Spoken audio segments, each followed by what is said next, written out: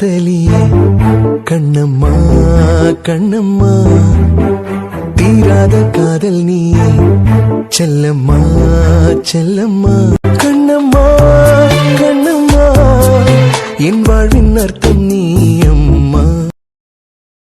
ஒரு காலத்துல என் சாமி என்கிட்ட அடிக்கடி சொல்லுவான், துளசி செடியும் நீயும் ஒண்ணு, உன் மனசு துளசி செடி மாதிரி ரொம்ப சுத்தமானதுன்னு சொல்லுவான்.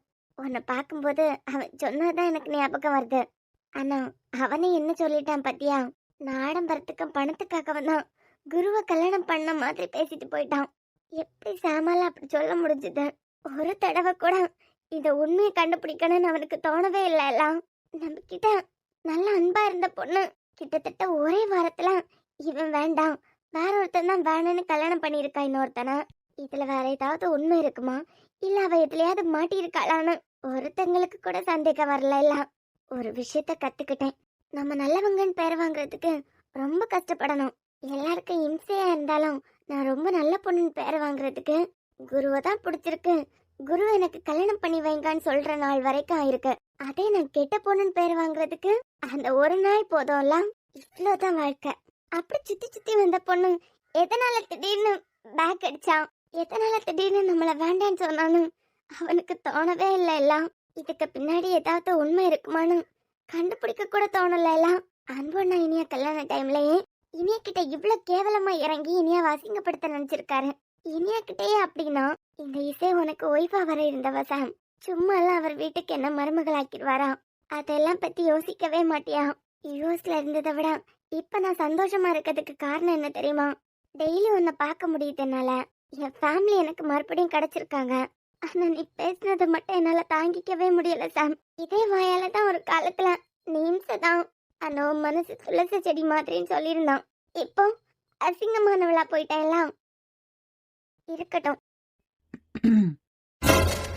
முடிஞ்சான் இல்ல துளசி செடி கிட்ட பேசி முடிஞ்சான்னு கேட்டேன். இல்ல, செடிக்கு தண்ணி விடுறதுக்காக வந்தேன். எங்க தண்ணியே இல்லாம தண்ணி விடுறதுக்காக வந்தியா? தண்ணி எடுத்துட்டு வர்றதுக்கு மறந்துட்டேன், போய் எடுத்துட்டு வந்துடுறேன். தண்ணி ஊத்துறது சரி, என்னமோ உன் மனசு துளசி செடி மாதிரின்னு எல்லாம் பேசிட்டு நின்னா. ஏன் சாம், செடி கூடயே நான் பேசக்கூடாதா? ஒரு காலத்துல என் மனசு துளசி செடி மாதிரி ரொம்ப சுத்தமானதுன்னு சொல்லிட்டு இருந்தாங்க.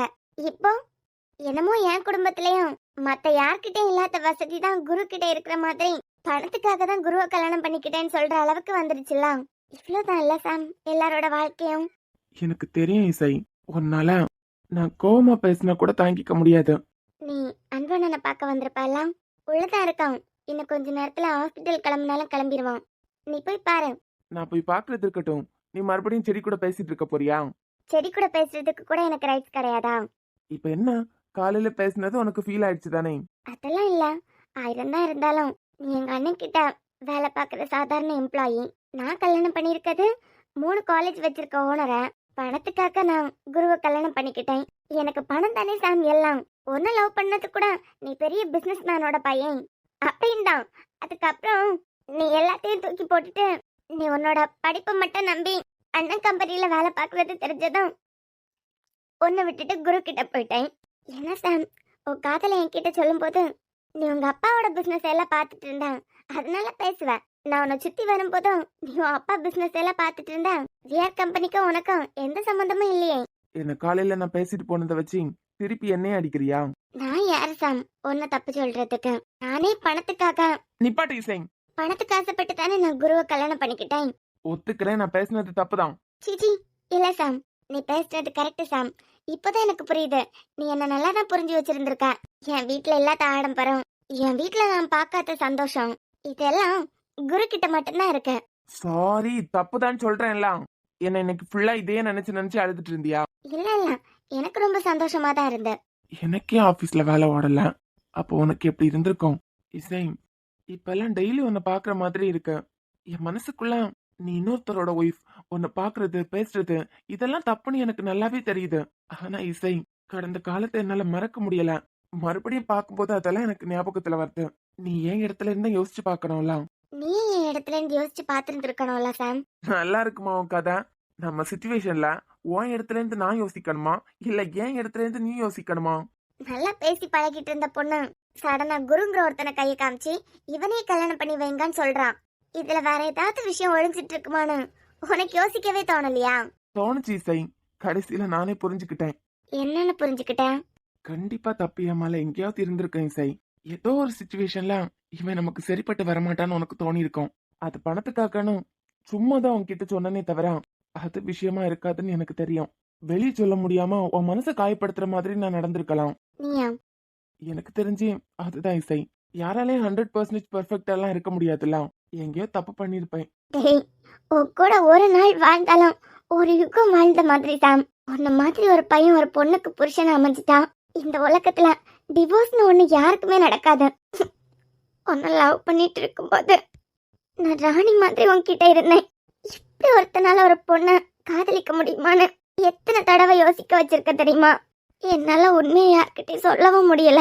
எப்போ இதுக்கெல்லாம் ஒரு தீர்வு கிடைக்கும் எதுவுமே தெரியல. சாப்பிட்டியா? ஆமா, காலையில இருந்து 6 டைம்ஸ் சாப்பிட்டுட்டேன்.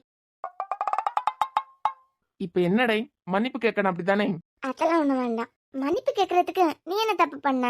நான் தான் உன் காதலே வேண்டான்னு உன்னை தூக்கி போட்டு போயிருக்கேன். இதுல நீ எதுக்கு மன்னிப்பு கேட்கணும்? உன்கிட்ட இந்த வீட்ல யாரு கோவமா பேசினாலும் நீ தாங்கிப்ப. ஆனா நான் பேசினா மட்டும் உன்னால தாங்கிக்க முடியாது. எல்லாத்துலயும் அப்பால இருந்து இப்ப வரைக்கும் அப்படியே தான் இருக்க. ஆனா நான் எங்க தப்பு பண்ணேன், எங்க உன் மனசை புரிஞ்சுக்காம போனேன்னு தான் எனக்கு இன்னும் புரியல. ஆனா உன் மனசை புரிஞ்சுக்காம ஏதோ ஒரு தப்பு பண்ணிருக்கேன் நான். அது மட்டும் கன்ஃபார்ம். உங்க ஃப்ரெண்ட் உள்ளதான் சார் இருக்காரு. உங்க ஃப்ரெண்ட பாக்குறதுக்கு தானே வந்திருப்பீங்க.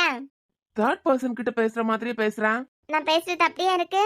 காலையில தெரியாம ஏதோ ஒரு வேகத்துல அப்படி பேசிட்டேன்.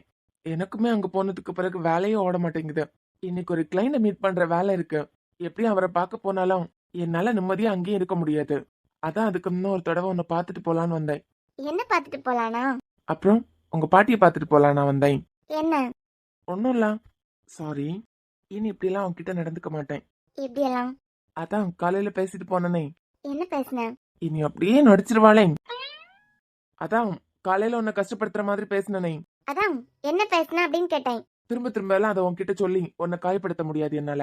ஓ, அப்புறம்? ஏய், அதான் தெரியாம சொல்லிட்டேன், சாரின்னு கேட்டுட்டேன்ல. அப்புறமா எப்படியே முகத்தை தூக்கி வச்சுட்டு இருந்தா என்ன அர்த்தம்? இதுல துளசி செடி என்ன பண்ணுச்சு? அதுக்கு கொஞ்சம் தண்ணிய ஊத்தி இருக்கணும். அதை விட்டு உன் கண்ணீரால அபிஷேகம் பண்ணிட்டு இருக்க. இப்படி நீ உரிமையா பேசி எவ்வளவு நாள் ஆகுதுடா? என்ன? என்கிட்ட நீ இப்படி உரிமையா பேசி ரொம்ப நாள் ஆகுதுல. இதுக்காகவே டெய்லி நீ காலையில என்ன திட்டிட்டு சாயந்தரம் வந்து இப்படி நார்மலா பேசுனா? எது? ஆமா சாம், கோவம் இருக்க இடத்துல தானே பாசமா இருக்கும். காலையில நீ கோவமா பேசிட்டு போ, சாயந்தரம் பாசமா பேசு. என்னது? புருஷன்காரை காலையில சண்டை போட்டுக்கிட்டு சாயந்தரம் வந்து கொஞ்சம் மாதிரியே சாம் கூட பேசிக்கிட்டு நிக்கா? ஏசப்பா, இவ பேசுறது மட்டும் அந்த குறுப்ப எனக்கு தெரிஞ்சதுன்னா மூக்கு வடிச்சு செத்து போயிருவானே. செல்லோ, என்ன ஓகேவா? இந்த உலகத்திலேயே கோவப்படாத மனுஷனையும் கோவப்படுன்னு சொல்ற ஒரே பொண்ணு நீதான். நீ காலையில திட்டினாலும் சாயந்தரம் வந்து அன்பா இருக்கலாம்.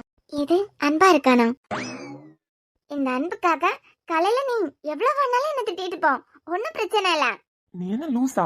எனக்கு அதே சந்தேகம் தான். நீ கோவப்படுறது நல்லா தான் இருக்கு, ஆனா கஷ்டப்படுத்துற மாதிரி கோவப்படாத.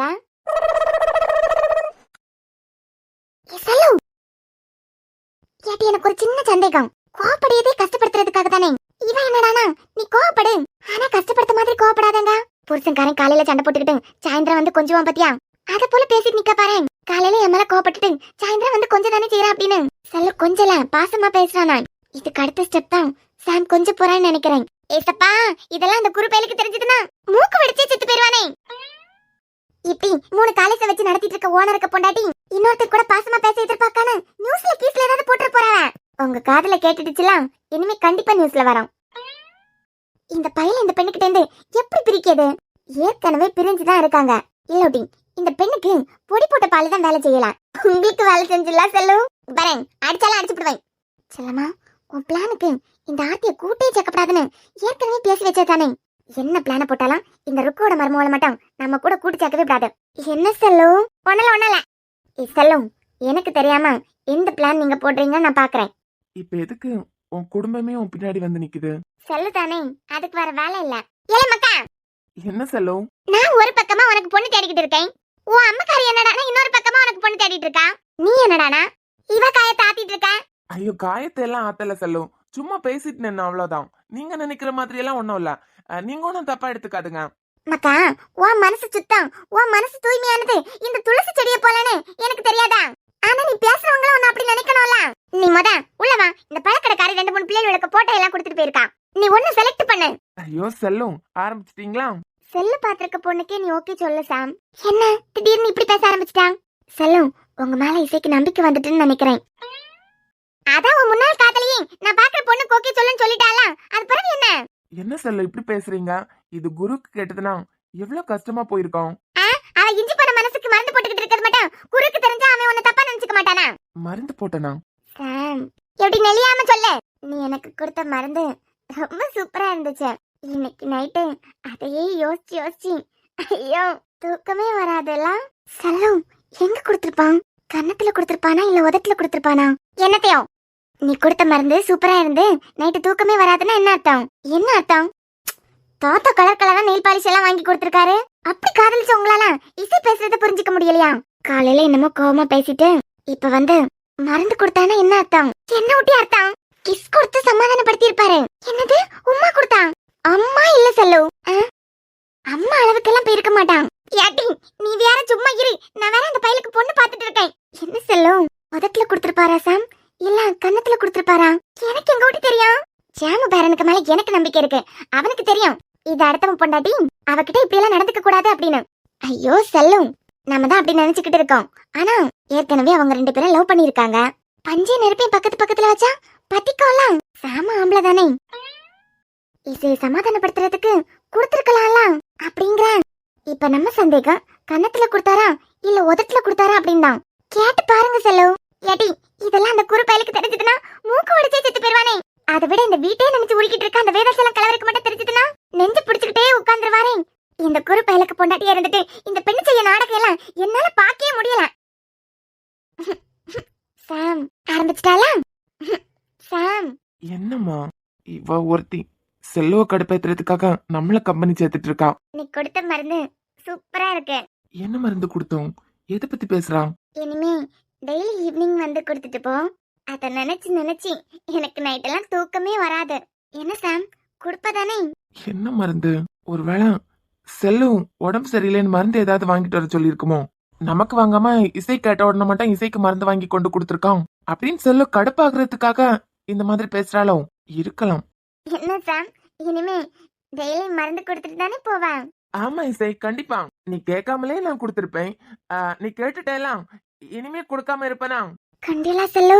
ஏசப்பா, நான் வரேன். அப்புறம் மருந்து மறந்துடாத. இல்ல மறக்க மாட்டேன். பாய் சாம்.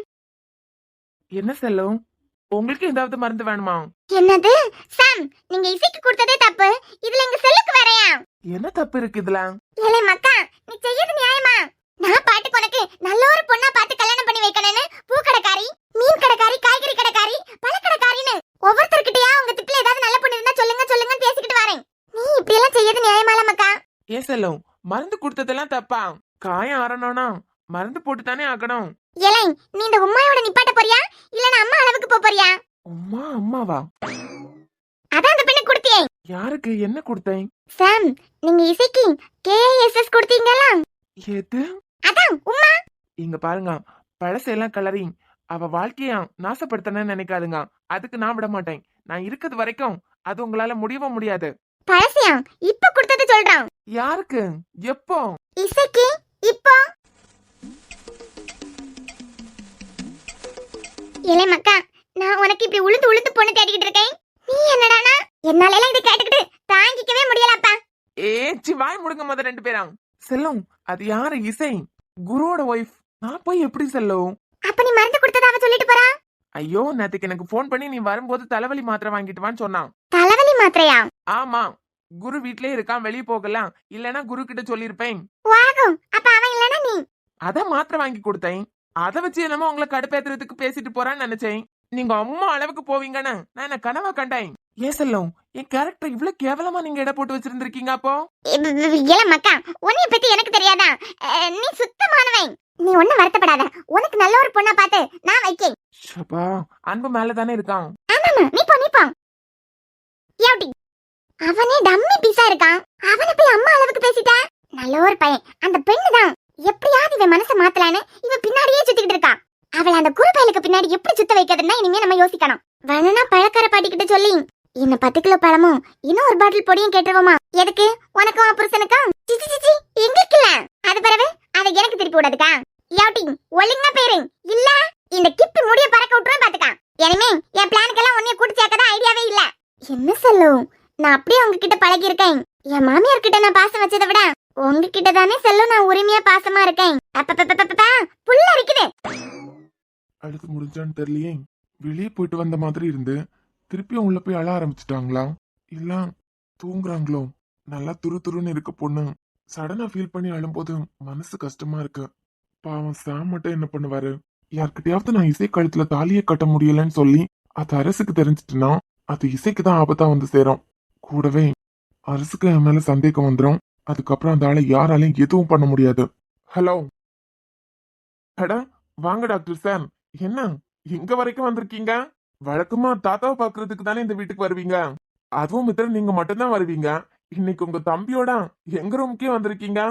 கொஞ்சம் வெளியே வரீங்களா? பேசணும். பேசுங்க. என்கிட்ட தானா இல்ல இசை கூட ஏதாவது பேசணுமா? உங்க கூட தான். டாக்டர் மித்ரன் இங்க நான் தனியா தான் இருக்கேன். நீங்க இங்கேயே பேசலாம். ஏண்டா வெளியே வான் கூப்பிட்டா வர மாட்டியா? குரு உனக்கு எவ்வளவு தைரியம் இருக்கணும்? ஹலோ முத ஷர்ட்ல இருந்து கையிடுங்க. மரியாதையை பேசினா என்கிட்ட இருந்து மரியாதை கிடைக்கும். இல்ல உனக்குலாம் என்னடா மரியாதை? ஆதி மொதல்ல ஷர்ட்ல இருந்து கையெடுங்க. இசை கொஞ்சம் உள்ள போறியா? குரு கிட்ட கொஞ்சம் பேசணும். நீங்க பேசின விதம் தான் எனக்கு தெரிஞ்சிருச்சே. எதுவா இருந்தாலும் இங்க வச்சு பேசுங்க. அது என்ன உங்க தம்பிக்கு இவ்ளோ கோவம் வந்து ஷர்ட் பிடிக்கிறாரு? டேய் இப்ப வெளியே வர போறியா இல்ல நான் அடிச்சே வெளியே எடுத்துட்டு போகவா? கொஞ்சம் பொறுமையா நில்லுடா. என்ன ஆதி உங்களை நான் அப்பல இருந்தே பாத்துட்டு இருக்கேன். ஒரு மாதிரி முறைச்சிட்டே இருக்கீங்க. என் கூட என்ன பிரச்சனைன்னு சொன்னாதானே எனக்கு தெரியும். ஓ உன்கிட்ட சாப்பிட்டா பேசுவேன்னு நினைச்சியா? பொண்ணுங்கன்னா உனக்கு அவ்வளவு இலக்கமா போயிட்டான். அதுவும் அடுத்த வீட்டு பொண்ணுங்கன்னா உன் இஷ்டப்படியெல்லாம் வாலாட்டிட்டு வருவாங்கன்னு நினைச்சிட்டியா? மித்ரன் உங்க தம்பி கிட்ட வார்த்தை அளந்து பேச சொல்லுங்க. யார பத்தி யார் முன்னாடி வந்து பேசிட்டு நிக்கிறாரு? இசை எனக்கு நீயும் மித்ரா மாதிரி தான். தயவு செஞ்சு உள்ள போ. எனக்கு குரு கிட்ட பேசணும். நீங்க பேசின விதத்தை தான் பாத்துட்டேனே. குரு என்ன பண்ணான்னு சொன்னாதானே எனக்கு தெரியும். அதை விட்டுட்டு உங்க பாட்டுக்கு மேல எல்லாம் கை வச்சிட்டு இருக்கீங்க. இங்க பாருப்பா, எங்க 2 பேருக்கும் இருக்க கோவத்துக்கு இவனை இப்ப கொன்னு புதைச்சிடலாம் போல இருக்கு. ஆனா உனக்காக தான் அமைதியா நிக்கிறேன். நீ உள்ள போ. என்னங்க உங்களுக்கு பிரச்சனை? என்னன்னு சொன்னாதானே எனக்கு தெரியும். எது என்னன்னு சொன்னா தெரியுமா? ஏண்டா உனக்கு ஒரு பொண்டாட்டி பத்தாதான்? உனக்கு 2வது கல்யாணம் பண்றதுக்கு எங்க தங்கச்சி தான் கிடைச்சாலாம். எது? ஒழுங்கா வெளியே வா. இல்ல எல்லார் முன்னாடியும் அசிங்கப்பட்டு நின்றவ. இசை அவர் ஒண்ணும் பண்ண மாட்டோம். தயவு செஞ்சு நீ உள்ள போ. இல்ல அவரு என்னென்னமோ சொல்றாரு. அம்மா வர பொண்ணு பாத்திருக்கேன். போட்டோ கொடுத்து அனுப்பியிருக்காங்க. பொண்ணோட போட்டோவை பாக்குறதுக்காகவாவது வீட்டுக்கு வான்னு கூப்பிட்டுட்டே இருந்தாங்களே. ஒருவேளை இவங்களுக்கு ஏதாவது தெரிஞ்ச பொண்ணா இருக்குமா? எந்த தங்கச்சியை பத்தி பேசுறாங்கன்னு தெரியலையே. குரு சும்மா பேசுறதுக்காக தான். வெளியே வாங்க. மித்ரன் ஒன்னும் பண்ண மாட்டோம்ப்பா. சும்மா ஒரு சின்ன கிளாரிபிகேஷன் பேசுறதுக்காக தான். வரீங்களா? இல்ல இங்கே நின்னுதான் அசிங்கப்படணும்னு ஏதாவது இருக்கா? இல்ல வரேன். என்னது இது? இந்த ஆதியை எங்கேயோ வச்சிருந்தா காட்டு மிராண்டித்தனமா மேல கை வைக்கிறாரு. என்னதான் கோவம் இருக்கட்டும், பதிலுக்கு திருப்பி குரு கையை வச்சிருந்தா மித்ரனை நம்பலாம். ஆனா ஆதி இருக்க ஸ்பீடுக்கு நம்ப முடியாது. அடிச்சாலும் அடிச்சிருவாங்க. என்ன பிரச்சனையா இருக்கும்? ஸ்னோ அப்பா எங்க? அப்பா யாத்ர வீட்டுக்கு போச்சு. அக்குப்படுவே அங்க நிக்காங்க பாருங்க அம்மா. ஏதப்பா குருவை கூப்பிட்டு வச்சு பேசிட்டு நிக்காங்க. 2 பேர் முகத்துல கோவம் மட்டும்தான் இருக்கு. எனக்கு வர கோவத்துக்கு ஒன்னு அப்படியே வெட்டி போட்டலான்னு தான் தோணுது. ஆனா என்ன பண்றது, அந்த பொண்ணு முகத்தை பார்த்தா பாவமா இருக்கு. அது முன்னாடி எதையும் உடைச்சிட வேண்டாம்னா உன்னை தனியா கூப்பிட்டு வச்சு பேசிட்டு நிக்கிறான். ஏண்டா உங்களுக்கு எல்லாம் ஒரு ஒய்ஃப் பார்த்தாதான்? யாருக்கு என்ன பிரச்சனை உங்களுக்கு இப்போ? எது என்ன பிரச்சனை எங்களுக்கா? பொண்ணுங்கன்னா உனக்கு அவ்வளவு கேவலமா போயிட்டாங்களா? உன் ஆசைக்காக 4-5 கட்டிட்டே இருப்பேன். இங்க பாருங்க மித்ரன், உங்க தம்பி லிமிட்டுக்கு மேல பேசிட்டு இருக்காரு. அதுக்கப்புறம் இங்க நடக்கிறதே வேறையா தான் இருக்கும். சும்மா நிறுத்தியா? நீதான் ஒரு பொண்ணை கல்யாணம் பண்ணிக்கிட்டேலாம். அதுக்கு பிறகு உனக்கு இன்னொரு பொண்ணு எதுக்குன்னு கேக்குறேன். ஹலோ எதுவா இருந்தாலும் தெரிஞ்சுக்கிட்டு புரிஞ்சுக்கிட்டு பேசுங்க. அர்த்தமே இல்லாம தொடக்கமும் இல்லாம முடிவும் இல்லாம உங்க இஷ்டத்துக்கு இப்படியே பேசிட்டு இருந்தீங்கன்னா அதெல்லாம் என்னால கேட்க முடியாது.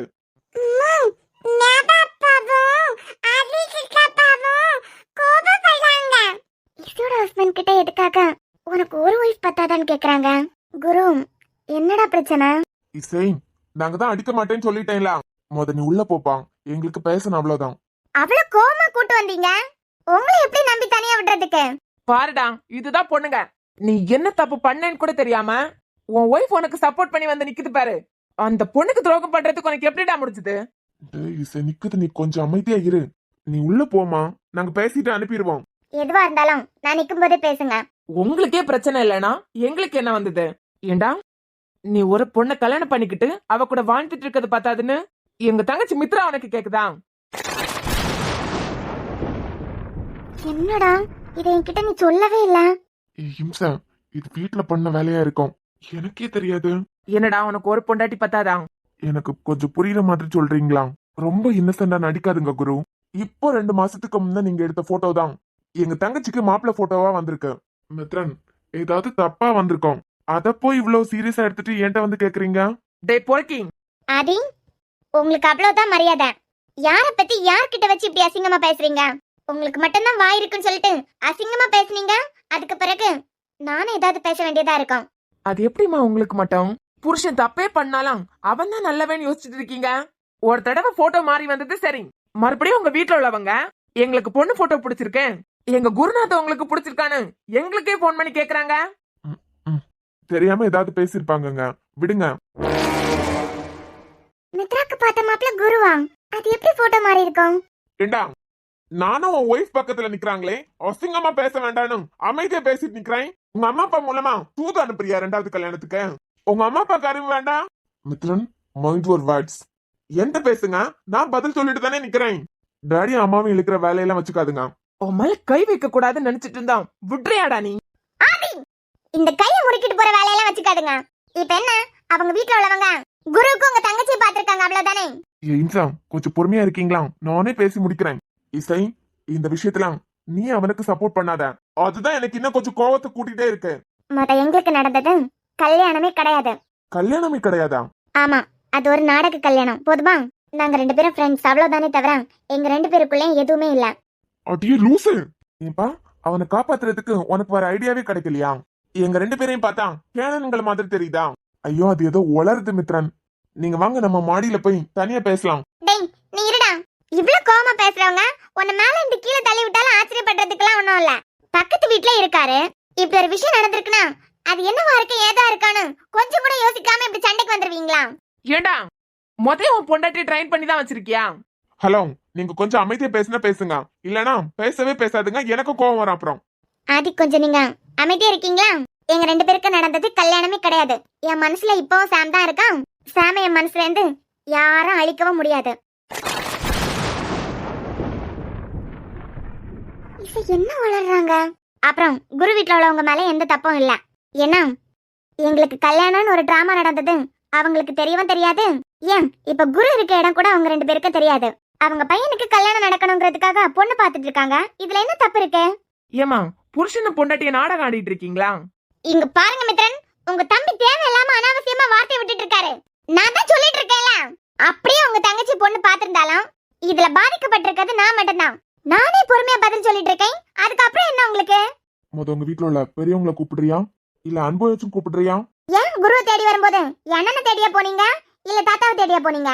எங்களை தேடி தானே வந்தீங்க, அப்ப நாங்க தானே பதில் சொல்லணும். இல்ல, எங்களுக்கு புரியல, சத்தியமா புரியலமா. எங்க 2 பேரையும் பார்த்தா உங்க 2 பேருக்கு எப்படி தெரியுது? மித்ரன், மித்ரன் ரிலாக்ஸ். அதுதான் இம்சா உளறிட்டுலாம். இனிமே உங்ககிட்ட மறைக்கிறதுக்குலாம் ஒண்ணுமே இல்ல. நீங்க எல்லாம் நினைக்கிற மாதிரி நாங்க 2 பேரும் லவ்வும் பண்ணல, புடிச்சு போய் கல்யாணம் பண்ணிக்கலாம். அப்புறம் ஒரு வருஷமா என்ன புடுங்கிட்டு இருந்த? மித்ரன், உங்க தம்பிட்ட வார்த்தை அளந்து பேச சொல்லுங்க. நான் என்ன உங்க தங்கச்சி கையை பிடிச்சி இழுத்தானா? இசை சொல்ற மாதிரி தப்பே நடந்தாலும் இதுல பாதிக்கப்பட்டிருக்கிறது இசைதான். அவங்கள விடயமா உங்க தங்கச்சி பாதிக்கப்பட்டுட்டாங்க. இப்போ உங்க கல்யாண கதைக்கு கொஞ்சம் வரீங்களா? நீ என்னடா இவன்ட்ட அமைதியா பேசிட்டு நிக்கிற? அது ஒரு டிராமா கல்யாணம். தாலி கட்டுறது வரைக்கும் நான் இசை பார்த்ததே கிடையாது. அன்பு கல்யாணம் முடிஞ்சு முதல்ல நான் இந்த வீட்டுக்கு வந்தனே, அப்பதான் இசை என்ன கண்ணால பார்த்தது. அதுக்கப்புறம் என் முகத்தை கூட அது பார்த்தது கிடையாது. என்னடா கதை விடுறியா? மேல சொல்லுங்க. டேய், நீ என்ன அவன்கிட்ட கதை கேட்டு நிக்கிற? ஹலோ, எல்லாத்துக்கும் பொறுமை ரொம்ப முக்கியம். அவங்க கழுத்துல நான் தாலி கட்டினதுக்கு பிறகு அவங்க யாரோ நான் யாரோ, அதுக்கப்புறம் நாங்க 2 பேரும் மீட் பண்ணடே. அதான் அன்பு இசையா யூஎஸ்ல இருந்து கூட்டு வந்ததுக்கு பிறகு நான் இங்க வந்தனே, அப்பதான் நாங்க 2 பேரும் மறுபடியும் மீட் பண்ணது. நான் தாலி கட்டும் போது கூட என் முகத்தை இசை பார்க்கல. அப்பனா எங்க 2 பேரோட கல்யாணம் எப்படி நடந்திருக்கான்னு நீங்களே யோசிச்சு பாருங்க. இந்த பொண்ணு எல்லார்கிட்டயும் எனக்கு குருவை பிடிச்சிருக்கு, அவனை கல்யாணம் பண்ணி வைங்கன்னு ஒரு வாரம் சண்டைலாம் போட்டது. இப்ப என்னடா முன்ன பின்ன பார்த்ததே இல்லைன்னு பேசிக்கிறாங்க. கொஞ்சம் புரியுற மாதிரி சொல்றீங்களா? மித்ரன், உங்களுக்கு தெரியுமான்னு தெரியல, காலேஜ் பொறுப்பெல்லாம் நான் ஒரு வருஷம் 1.5 வருஷமா தான் பார்த்துட்டு இருக்கேன். சரி, அதுக்கு முன்ன அரசை பத்தி கேள்விப்படாம இருந்திருக்க மாட்டீங்க. காலேஜ் இருக்க இடம் எனக்கு வேணும், அதை எனக்கு கொடுத்துட்டு இடத்த காலி பண்ணுங்கன்னு டாடிக்கு அரசு மூலமா மிரட்டல் வந்துட்டே இருந்தது. டாடிக்கு அந்த இடத்த அரசு கொடுக்கறதுக்கு விருப்பமே இல்ல. பேசி பார்த்துதான் பிரயோஜனம் இல்ல. இனிமே காலேஜுக்கு கெட்ட பேரை வர வச்சுட்டு அப்புறமா இந்த காலேஜ் தரமட்டமாக்கலான்னு அரசு ஒரு முடிவு பண்ணியிருந்தாங்க. இடையில உங்க காலேஜுக்கு நடந்த கெட்ட பேரு, அதுக்கு பிறகு அதெல்லாம் உங்க காலேஜ் பேரை தப்பா யூஸ் பண்ணது அது வரைக்கும் எனக்கு தெரியும். தெரிஞ்சதுனாலதான் என் தங்கச்சி அங்க வேலைக்கு வர்றதுக்கே நான் அனுமதிச்சேன். இதெல்லாம் காலேஜ் பேரை கெடுக்கிறதுக்காக நடந்த நாடகம்னு ப்ரூவ் பண்றதுக்கு நான் எவ்வளவு கஷ்டப்பட்டேன்னு உங்களுக்கு தெரியுமா? இந்த குடும்பத்தை அரசுகிட்ட இருந்து காப்பாத்துறதுக்காக இசை அவங்க வாழ்க்கையே அடமானம் வச்சுட்டாங்கன்னு உங்களுக்கு தெரியுமா? இனி என்னோட சாவுக்கு காரணம் யாருன்னு தெரியுமா? இனியன் இறந்தது ஆக்சிடென்ட் தானே? அந்த ஆக்சிடென்ட்ல நாமளும் இருந்தோம். குரு என்னடானா அதுக்கு காரணம் இருக்க மாதிரியே பேசுறாரு. புரிய மாதிரி நீங்களே சொல்லுங்க. காலேஜுக்கு நடந்த கெட்ட பேர்ல டாடி அரெஸ்ட் பண்ணிட்டாங்க. வேற வழி இல்லாம நான் அரச பார்க்க போயிருந்தேன். அதே டைம்ல இசை சாம லவ் பண்ணிட்டு இருந்தாங்க. தான் எதிரி குடும்பத்து பொண்ணு தான் வீட்டு மருமகளான்னு அரசால ஏத்துக்க முடியல. ஓ, உங்களை பொறுத்த வரைக்கும் அரசும் இந்த ஃபேமிலியும் 2 பேரும் ஒண்ணுக்குள்ள ஒண்ணு இல்ல? அதெல்லாம் எனக்கு தெரியும். நீங்க அரச பார்க்க போனதுல இருந்து சொல்லுங்க. அப்பதான் என்கிட்ட விஆர் வீட்டு பொண்ணை நீ கல்யாணம் பண்ணிக்கிட்டியனா இதெல்லாம் உங்க காலேஜ் மேல இருக்க பொறாம பிடிச்சவங்க பண்ண மாதிரி நான் மாத்துறேன். நீ மனசு வச்சா உன் காலேஜ் கலங்கத்தையும் துடைக்கலாம் அப்படின்னு ஒரு விஷயத்த என் முன்ன கொண்டு வச்சான். எனக்கு காலேஜை விட என் டேடி ஸ்டேஷன்ல இருந்து வெளியெடுக்கிறது ரொம்ப முக்கியம். நானும் சம்மதான் சொல்லிட்டேன். நீங்க மதுக்கு எழுதின லெட்டரை இந்த வீட்டுல வேலை செஞ்சவங்க மூலமா இனியனோட கண்ணுல படுற மாதிரி மாத்தி வைக்க சொன்னதே அரசுதான். அப்புறமா ஒரு நாள் அவங்களும் அரசன் போன்ல பேசிட்டு நின்னத இனியனே கேட்டு உண்மையெல்லாம் கண்டுபிடிச்சி நேரா அரசுகிட்ட சண்டைக்கே போயிட்டாரு. அப்புறம் தான் ஆசைப்பட்ட பொண்ணு பிரியா அவங்க தனக்கு கிடைக்கலங்கிற கோபத்துல அவங்க வாக்கப்பட்டு வந்த இந்த வீட்டை பழி வாங்கினேன்னு ஒவ்வொரு செகண்டும் அரசு துடிச்சிட்டு இருந்தது. அப்புறம் தான் இனியனுக்கு தெரிய வந்தது. நம்மளை பத்தின உண்மை ஒருத்தனுக்கு தெரிஞ்சுட்டு இனிமே அவன் உயிரோட இருக்க கூடாதுங்கிறதுக்காக கன்சீவா இருக்க ஒய்ஃப் கூட போறான்னு தெரிஞ்சதுக்கு பிறகு கூட ஆக்சிடென்ட் பண்ணி கொல்ல பார்த்ததே அரசுதான். அந்த ஆக்சிடென்ட்ல இனியாவது மது கூட சந்தோஷமா வாழணும்னு நினைச்சா இனியன் இறந்து போயிட்டாரு. ஆனா ஒய்ஃபை தள்ளி விட்டு காப்பாத்திட்டாரு.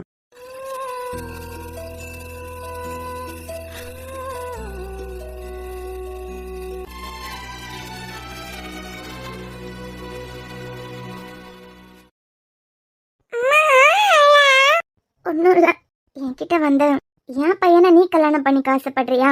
ஒவ்வொரு செகண்டும் நான் பழி வாங்க துடிச்சிட்டு இருக்க பிரியா குடும்பத்துல உள்ள பொண்ணு நீ என் வீட்டுக்கு எப்படி மருமக்களா வர வேணும்? இனி நான் தான் இறந்து போன கதையெல்லாம் சொல்லி நான் சொல்ற பையனை நீ கல்யாணம் பண்ணிக்கலாம். எப்படி இனியனை கொலை பண்ணணும் அதே மாதிரி உன் அண்ணன் அன்பு கொலை பண்ணிடுவேன்னு என்னை மிரட்டினாரு. நான் சொல்றதெல்லாம் நீ கேட்டுட்டு இருக்கிறது வரைக்கும் உன் குடும்பத்துல எந்த உயிரும் போகாது. நான் சொல்றத நீ கேட்காத பட்சத்துல உன் குடும்பத்துல இருக்கிற ஒவ்வொருத்தங்க உயிரா போகும். உன் குடும்பம் சந்தோஷமா இருக்கணும்னா உன் வாழ்க்கைய நீ நான் சொல்ற மாதிரி தான் அமைச்சுக்கணும்னு எனக்கு ஒரு ஆர்டர் போட்டாரு. என் அண்ணனையும் இந்த குடும்பத்தையும் காப்பாத்துறதுக்கு எனக்கும் வேற வழி தெரியல. சாம நினைச்ச இந்த மனசால இன்னொருத்தன் கையால எப்படி தாலி வாங்கிக்கிறதுன்னு அழுதுட்டு தான் மனமேடையிலே உட்கார்ந்தேன். அந்த நாடக கல்யாணம் முடிஞ்சதும் என்னை யூஎஸ்கே அனுப்பிட்டாரு. அங்க யாரையுமே தெரியாம நானா தான் ஒரு வேலையை தேடி நான் தனியா தான் அங்க 1 வருஷம் இருந்தேன். குருக்கு எனக்கு எந்த கான்டாக்டும் இருந்ததில்ல. ஆனாலும் அரசு ஆளுங்களால எனக்கு எப்ப வேணாலும் ஆபத்து வந்துடும். குருவோட ஃப்ரெண்டா எனக்கு பாதுகாப்புக்கு குரு தான் அங்கேயே அனுப்பியிருந்தான். அங்க இருக்கிறது இசைக்கும் இசையோட உயிருக்கும் ஆபத்துன்னு தெரிஞ்சுக்கிட்டு தான் அன்போட கல்யாணத்துக்கு ஷாப்பிங் பண்ண போகும்போது அன்பு கண்ணுல படுற மாதிரி நான் போய் நின்னேன். என்னை பார்த்துட்டு தான் அவர் யூஎஸ்ல போய் அவர் தங்கச்சியை கூட்டு வந்தாரு. இவங்க கழுத்துல தாலி கட்டி தான் காலேஜ் பிரச்சனையை நான் சால்வ் பண்ணேன்னு சத்தியமா டேடிக்கும் அம்மாக்கும் தெரியாதுங்க. தெரியாததுனாலதான் உங்க தங்கச்சியா எனக்கு பொண்ணு பார்த்திருப்பாங்கன்னு நினைக்கிறேன். அதான் சொல்லியாச்சுலாம், இனிமே நானே பேசிக்கிறேன், நீங்க கிளம்புங்க. இல்ல குரு, கோவமா கூட்டிட்டு வந்தாங்க அவங்க ஒன்ன. எனக்கு தேவையான பதில் கிடைச்சிட்டு நீ வேணா உன் வீட்டு மேல போய் நின்னுட்டு பாக்கலாம். அவர் மேல எங்க சுண்டு வரல் கூட படாது. நம்பி கிளம்பலாம் நீ.